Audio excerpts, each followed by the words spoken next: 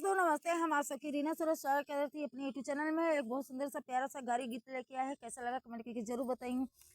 यही हो सहरिया में दुल्हे तोहर माई बहिनी बियानिन होई।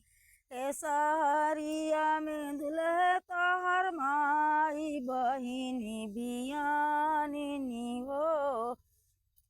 अरे चाटैया पसी सोहारी हाँ सीताराम के भजो।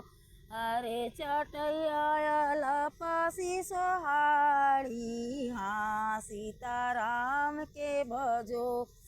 अरे ये गाँव में दुबल है तोहर माई बहिनी बियानिनी हो।